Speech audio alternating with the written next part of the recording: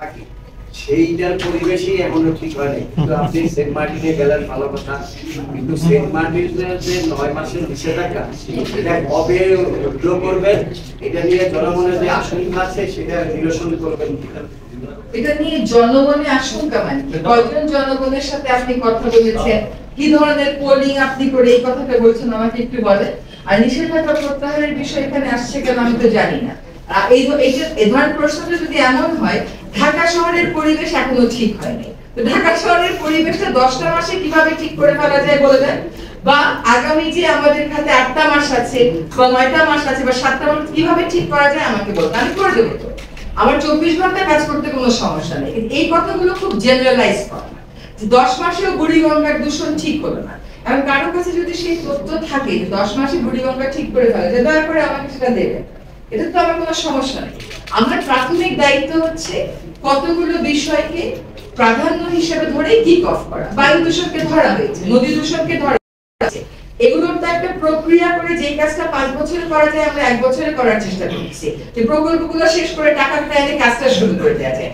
তো সে ধরনের প্রশ্ন যদি করে তাহলে খুশি হব। আর সেন্ট মার্টিনের ব্যাপারে আমাদের বক্তব্য হচ্ছে আমরা দ্বীপটাকে প্রথমে বাঁচাবো, দ্বীপটাকে বাঁচালে সকল আশঙ্কাই দূর হয়ে যাবে।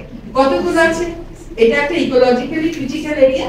এবং আরেকটা কথা হচ্ছে যে অবশ্যই যখন আপনি একটা অর্থনৈতিক স্বার্থে আঘাত করবেন তখন অনেক ধরনের বক্তব্য হবে, পরিতৃপ্ত হয়ে কাজই পাবো। আমি মনে করি যে 10 মাসে আমরা যে পর্যন্ত এগিয়েছি, 3টা নদীর আমরা সম্পূর্ণ পরিকল্পনা করে প্রকল্প অনুমোদন করে ফেলেছি, কাজ শুরু হয়েছে। 3টা বন পুনরুদ্ধারে প্রকল্প অনুমোদন করে কাজ শুরু হয়েছে। আইনগুলোকে রিভাইজ করে চূড়ান্ত পর্যায়ে নিয়ে আসা হয়েছে। আপনার শব্দ দূষণের জন্য নতুন করে প্রকল্প ঢেলে সাজানো হচ্ছে। বায়ু দূষণের কাজটা আগেও হচ্ছিল না তা না, ইটস আ কমপ্লেক্স ইস্যু। এখন সংস্থাগুলো সমন্বিত হয়ে কাজগুলো করছে।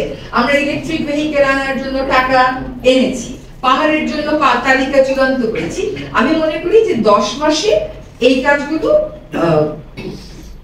বেশ দৌড়ে দৌড়ে গতির সাথে আমাদেরকে করতে হয়েছে। সন্তুষ্টির কথা যখন বলেন, আমি মনে করি না যে আমি কখনো সন্তুষ্ট হব বলে। আমি মনে করি যে আমার স্ট্যান্ডার্ড আমি সবসময় হায়ার থেকে হায়ার থেকে হাইয়েস্টে যেতে থাকবো। আমরা তো সেরকম ইনভেস্টমেন্ট করতে পারছি না।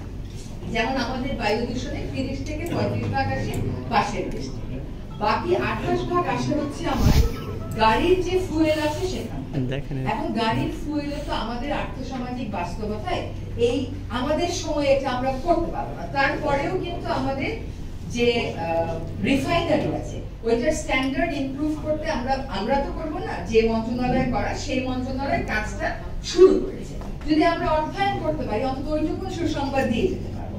আমরা টার্গেট করেছি সেই 13%, যেই 13%-এ পরিবেশ অধিদপ্তর এবং স্থানীয় সরকার আর বিআরটি একসাথে কাজ করলে কিছু কাজ হয়তো করা সম্ভব। আপনি বলেন তো বেজিংয়ের মতো